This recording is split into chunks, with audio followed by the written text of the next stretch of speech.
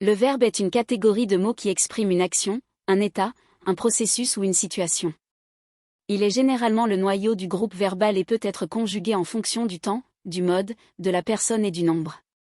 Il permet de donner des informations sur ce que fait le sujet du verbe dans une phrase. Par exemple, dans la phrase « Je mange une pomme », le verbe « mange » indique l'action réalisée par le sujet « je ».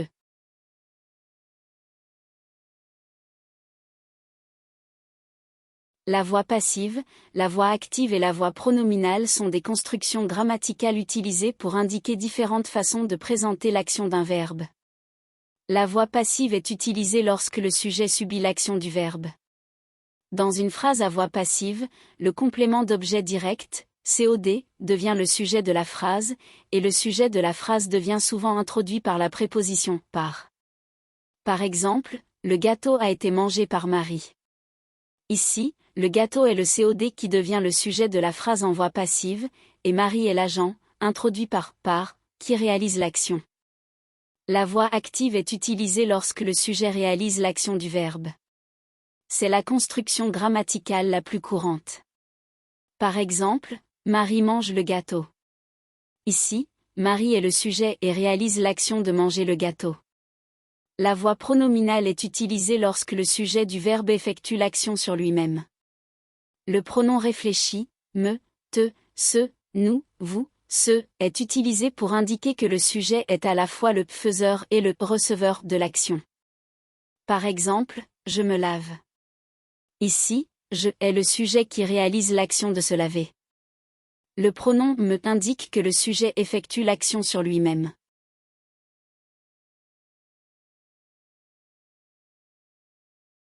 L'utilisation de la voix pronominale, de la voix passive ou de la voix active d'un verbe dans l'écriture d'un roman peut avoir différents effets sur le texte et l'expérience de lecture. Voici quelques points à considérer. Voix pronominale, l'utilisation de la voix pronominale, ce plus verbe, peut donner une touche de proximité et d'intimité au récit. Elle peut créer une connexion émotionnelle entre le lecteur et le personnage principal, en lui donnant l'impression de vivre les événements directement à travers les yeux du narrateur. Exemple, je me suis réveillé avec un cri étouffé, le cœur battant. Cette phrase met l'accent sur les émotions intenses du personnage, créant ainsi un lien fort avec le lecteur. Voix passive, l'utilisation de la voix passive, verbe plus être plus participe passé, peut être utile lorsque l'accent est mis sur l'action plutôt que sur l'agent responsable de l'action. Elle peut créer une atmosphère de mystère ou de suspens en éliminant l'identité de celui qui effectue l'action. Exemple, le livre a été volé. Cette phrase met l'accent sur le vol du livre sans révéler qui l'a commis, suscitant ainsi la curiosité du lecteur. Voix active, l'utilisation de la voix active, sujet plus verbe plus complément d'objet, est souvent considérée comme plus dynamique et directe. Elle donne l'impression que les personnages agissent et prennent des décisions de manière concrète et visible. Exemple, Lucie a ouvert la porte avec précaution et est entrée dans la pièce sombre. Cette phrase met en avant l'action de Lucie, créant un sentiment de mouvement et d'engagement dans l'histoire. Il est important de noter que ces effets peuvent varier en fonction du contexte et du style d'écriture. L'auteur peut choisir d'alterner entre ces différentes voix pour créer des contrastes et des effets spécifiques dans son récit.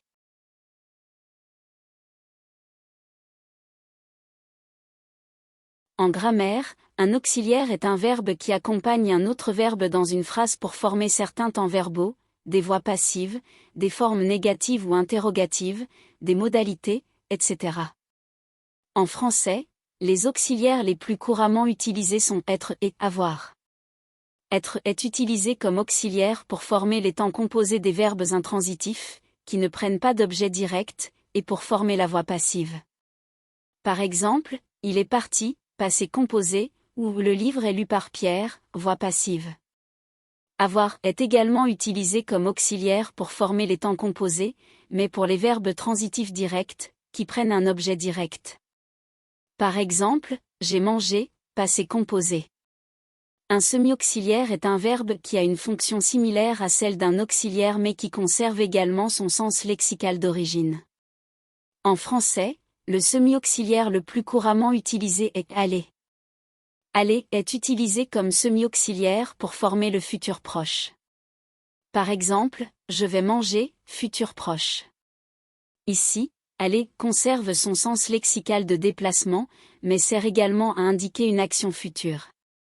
En résumé, un auxiliaire est un verbe qui accompagne un autre verbe pour former certains temps verbaux et des structures particulières, tandis qu'un semi-auxiliaire conserve également son sens lexical d'origine tout en remplissant une fonction similaire à celle d'un auxiliaire.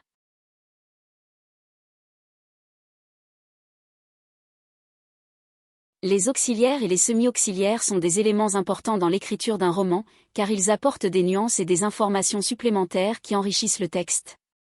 Voici quelques-uns de leurs intérêts et de leurs effets sur le texte.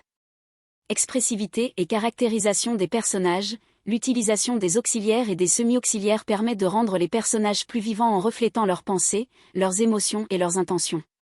Par exemple, l'utilisation du verbe « vouloir » souligne le désir ou l'intention du personnage, tandis que l'utilisation du verbe « pouvoir » met en évidence sa capacité ou son incapacité à faire quelque chose. Temps et rythme. Les auxiliaires et les semi-auxiliaires permettent d'exprimer différents temps verbaux, tels que le passé, le présent et le futur, ainsi que les actions continues ou habituelles. Ils aident à créer un rythme dans le texte en modifiant la vitesse ou l'intensité des actions décrites. Contraste et opposition. L'utilisation des auxiliaires et des semi-auxiliaires permet de mettre en évidence des oppositions ou des contrastes dans le texte. Par exemple, l'utilisation de l'auxiliaire être pour exprimer l'égalité ou la similitude, et l'utilisation de l'auxiliaire avoir pour exprimer la possession ou le contrôle. Suspense et attente. L'utilisation de certains auxiliaires et semi-auxiliaires peut créer du suspense ou de l'attente dans le récit. Par exemple, l'utilisation de « aller » suivi d'un infinitif pour exprimer une action future, mais encore non réalisée. Nuançage des intentions. Les auxiliaires et les semi-auxiliaires permettent d'exprimer des nuances dans les intentions ou les attitudes des personnages. Par exemple, l'utilisation du verbe « devoir » pour exprimer une obligation ou un degré de certitude, et l'utilisation du verbe « savoir » pour exprimer la connaissance ou l'incertitude. En résumé, l'utilisation des auxiliaires et des semi-auxiliaires dans un texte romanesque confère de l'expressivité, du rythme, du contraste, du suspense et permet de nuancer les intentions des personnages. Ils enrichissent ainsi le texte et le rendent plus vivant et captivant pour les lecteurs.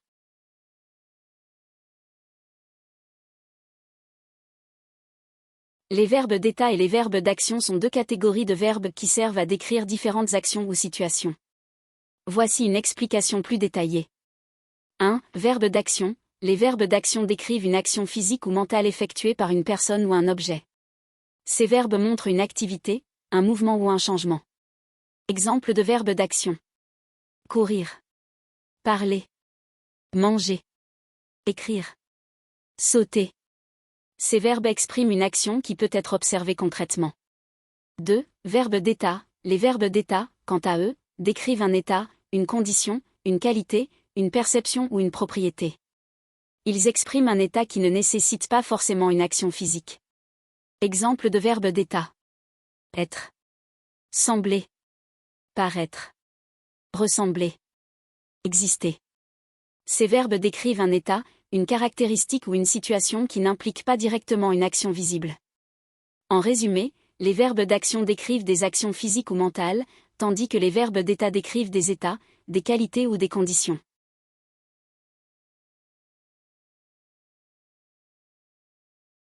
L'utilisation de verbes d'action et de verbes d'état dans un roman est essentielle pour créer une dynamique et une profondeur dans le texte. Voici quelques raisons pour lesquelles leur utilisation est intéressante. Création de l'action. Les verbes d'action donnent vie à l'histoire en décrivant des actions physiques. Ils aident à maintenir le rythme du roman, en ajoutant du mouvement et en faisant avancer l'intrigue. Les personnages interagissent avec leur environnement et avec les autres personnages grâce à ces verbes, ce qui captive le lecteur.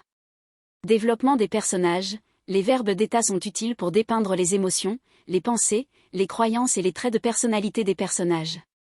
Ils permettent de sonder l'intériorité des personnages, d'explorer leur psychologie et de les rendre plus réels aux yeux des lecteurs. Ces verbes aident également à établir des relations et à créer des dialogues plus significatifs entre les personnages. Création d'une atmosphère. Les verbes d'action et les verbes d'état jouent un rôle clé dans la création d'une atmosphère ou d'une ambiance dans un roman. Par exemple, l'utilisation de verbes d'action vifs et percutants peut susciter l'excitation et l'urgence, tandis que l'utilisation de verbes d'état plus lents et contemplatifs peut créer une atmosphère de calme ou de réflexion. Variation du rythme. L'alternance entre les verbes d'action et les verbes d'état permet de diversifier le rythme du texte. Les verbes d'action apportent un mouvement rapide et soutenu, tandis que les verbes d'état ralentissent le rythme pour permettre des moments de réflexion et d'introspection. Cette variation du rythme rend le texte plus captivant et aide à maintenir l'intérêt du lecteur. Création d'images vivantes. Les verbes d'action et d'état bien choisis permettent de créer des images vivantes et mémorables dans l'esprit du lecteur. Ils facilitent la visualisation des scènes et des personnages, en ajoutant des détails et des couleurs au récit. Ces images visuelles renforcent l'impact émotionnel du roman et permettent au lecteur de s'immerger davantage dans l'histoire. En conclusion, l'utilisation de verbes d'action et de verbes d'état dans un roman offre un équilibre entre l'action et la réflexion, créant ainsi un texte dynamique, riche en nuances et en émotions.